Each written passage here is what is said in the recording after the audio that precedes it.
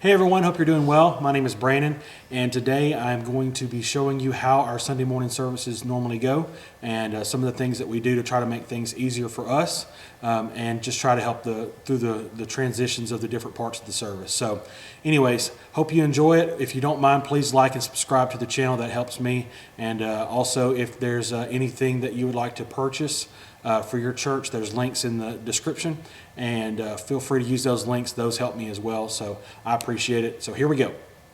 All right, so from this point on, I'm going to try my best to make this as smooth as possible, but I am using one of the cameras that we normally use for our video, and so anyways, just kind of bear with me, and I'm going to kind of zoom in on a few things to kind of show you what we do and what goes on Sunday mornings and stuff like that. As I've mentioned in other videos, some of our equipment, I'm going to show you that really fast. I'm not going to keep going into that too much, just because I know some that have already seen it don't want to see it all again. But basically what we have is, this is at the front of our sanctuary that you see in the screen, and then over here is our main ProPresenter computer. We have Blackmagic ATEM software control on it too, and that's what's showing right there. Down here is our X32, and I'll show you some more on that in just a second. And then we have all of our lights on. The main house lights are on 6 different controllers. I wish we had dimmers, but one day, not right now though. And then a little lighting control for some of our stage lights. And then here is our multi-view for our live streaming. And we also have the Blackmagic ATEM switcher HD, and that's right underneath the keyboard right there. And so we mainly control it from the software control, but we do have access to the hardware if we need it. So over here on the left is our ProPresenter left. That's what we use for our live stream. So if you look on right there in the top left corner of our multi-view, you can see some of the lyrics. What we're doing, just because we're running ProPresenter 6 and we don't have some of the software that we need, I'm running chroma key green and then taking it out with the ATEM software control. So it's green on, you can see the green box kind of in the middle of the multi-view, but what we're doing is taking out all the green and just using the lyrics. So that's why we get the lyrics at the bottom for lower third. So anyway, so we have all of that. And like I said, we're running ProPresenter 6. And then for cameras, we're running 2 Canon XA11s. We have one that's back here towards the sound booth. It's actually in the sound booth right now, but we're hoping to put it on a stand, kind of like this one over here on my left. On that one, we have a little teleprompter that we leave on there. And if we're going to use our green screen room, use a video for there, or if we need to put some kind of lyrics or stage display or whatever, and that way whoever's doing the video can read, we just slide the iPad in there and then it reflects on there. But there's another Canon XA11 over there on that little platform. I built one, got to build another. Just takes time, and we're also remodeling the house, so it's not a huge priority right now. But anyways, we have that over there. And just kind of give you a heads up, as far as team-wise, I would love to have a team of about 5 every Sunday, but the reality is we're lucky to have 3, most of the time 2 people that's helping run our media. So normally the camera on the left, we have it unmanned, and we do kind of a wide shot out, and so it's there. Let me show you on the multi-view. You can see a little bit of it. So on our multi-view, you can see in the top right hand corner, that's when our pastor's speaking. It's just kind of a wide angle. And then we use our main one that I'm recording right now, this with, we use it as a shot to go back and forth. So one of the things that we do is, for the worship team, we'll switch to a wide angle on the left camera, and then we'll zoom this one in really fast when it's off camera and get it ready, and then switch between the two and do different angles, far and wide, single shots, or 2 people in a shot, whatever. So we do all that, and it's not always easy with just 2 people, because one person is always running the ProPresenter right, which is our main ProPresenter. That's what our worship team looks at as far as lyrics. And then normally I am trying my best to run sound and run per presenter left and adjust the camera from time to time, as well as the ATEM. So that's small church stuff for you. It's about 3 people running that job, and so sometimes you just have to do it with one. One of the guys that helps us, he is the bass guitar player, and so most of the time he's playing, and then he just helps us during the preaching part. But we're hoping to get more people on our team. We have put out some little things on social media about inviting people to start serving with us, and so anyways, so we have all that.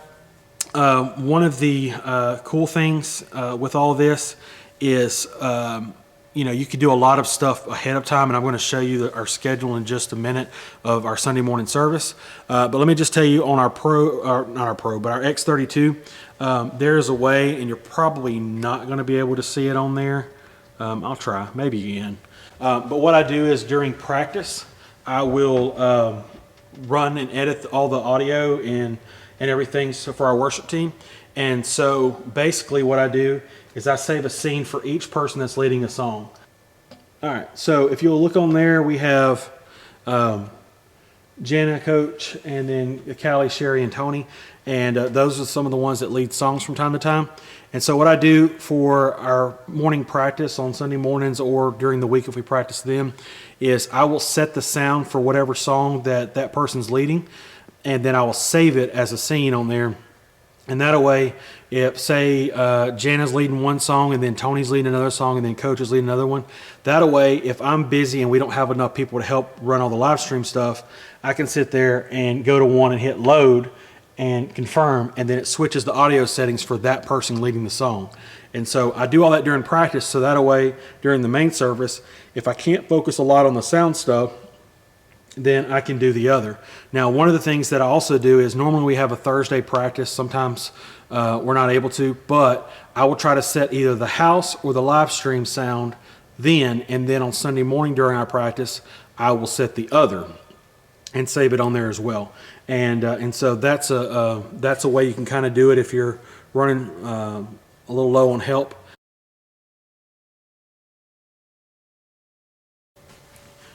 Okay, so basically how our services go, and you can see it on the screen now, for our Sunday morning service, about 8:15 is when I try to get here. Normally it's a little bit later than that, but I'll start coming in and I'll start powering on everything. And then at 8:30, we're supposed to start worship practice. Sometimes it happens, sometimes it doesn't. It's just like every other church. Sometimes you're running a little bit behind or waiting on somebody or something like that. But we have worship practice starting at 8:30. Usually around 9:15 or 9:10, they are done with practice, and so then we start the announcement slides going across the screen, and I will put those on there. We have them on a 5-second timer on our per presenter, so it automatically switches for us, and you can kind of see that right there. And so they switch automatically, so we don't have to worry about it. And we usually have Spotify playing in the background. We have a playlist that just plays some music. And so we have that. So for about 10 minutes, just announcement slides going. And then at 9:25, we have our 5-minute countdown. And one of the things that is really beneficial for us on Sunday mornings, just because it's kind of hectic, is try to schedule everything that you can that is not going to change. So in other words, if you know that you're going to start at 9:30 every Sunday, then we set our per presenter that it doesn't matter if anybody's in the sound booth or not. At 9:25, the countdown's going to go off for the 5 minutes, and it doesn't matter where we're at in the building. It doesn't even matter if we're here. If that computer's on and per presenter's pulled up, it's going to start that. So schedule whatever you can schedule, and I'll talk about that more in just a moment. But 9:25, our 5-minute countdown comes on. At 9:27, our live stream starts automatically. And basically we use Resi, which I've mentioned in other videos. We have the hardware encoder, and we use the Ray one actually. And so anyways, on Resi, we can schedule all that ahead of time and have it recurring. So every Sunday at 9:27, our live stream starts on Facebook and YouTube, and it actually has a 2-minute delay. And so we started at 9:27, but it doesn't actually start coming up on people's social media until 9:29. And it's like I said, a 2-minute delay. But That's another thing you can schedule. We don't have to worry about hitting go live. We don't have to worry about forgetting to hit a button or anything like that. Like, it automatically starts. The only bad thing is, you know, whatever's going on, it's going to do what you tell it to do. So if you don't have your live stream set right, so in other words, let me pull this over here real quick. So in other words, whatever we have in that top right hand corner of the multi-view, that's what's going to be showing on our live stream. So if it's set on the camera instead of our announcement slides or countdown, then it's not going to show. But normally we'll have it set on our per presenter feed, and so whatever's in that top right hand corner is what's going online. So that's one thing we have to do manually. But again, the live stream is going to start, so that's one less thing we have to worry about. So anyways, 9:27 live stream begins. 9:30 the service begins. Our worship team have done really well about this. There's a TV kind of towards the back of where their room is, kind of in the foyer area, and they know that it's going to start. It's going to end at 9:30. The music's going to stop, and it's going to go to them, and so they're usually in place just in time for that, and do really well with that. So 9:30 is whenever on our per presenter main feed, the countdown will stop, and we have it set to where the logo automatically pops up, and so just kind of showing you right there. There's the logo. It pops up, and we're good to go. And we switch our multi-view feed. We switch it to our camera feed, and so there you go. Which is the camera I'm using right now. But normally it's up here, and they start the service and say good morning. All right. So at 9:30, that's pretty much the last thing that we have scheduled. That's the beginning of the service. We don't want to have anything marked like, say, 9:42. The announcement video is going to show, because you never know what's going to happen during a service. And plus, we want to give room, you know, for God to move in the service, and so we don't want to schedule too much.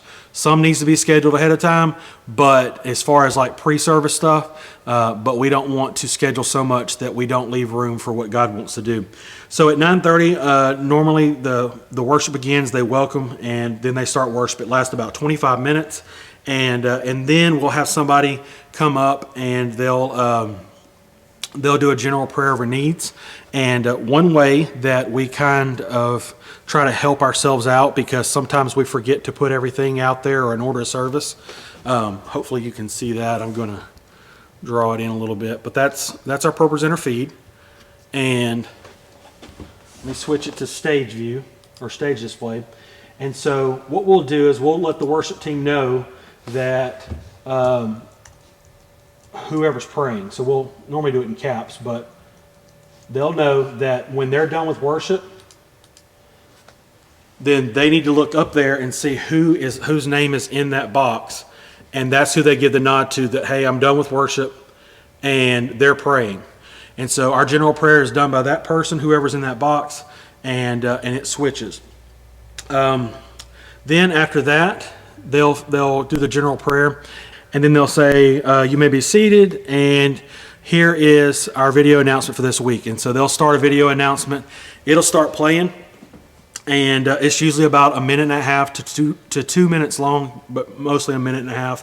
That'll play, and when that's over with, the pastor comes up, does the sermon, and then the altar call. If we're not in COVID right now, since we are in COVID, we're not having really an altar call per se where people come up to the front. Usually our entire service lasts about an hour and a half, sometimes a little bit less.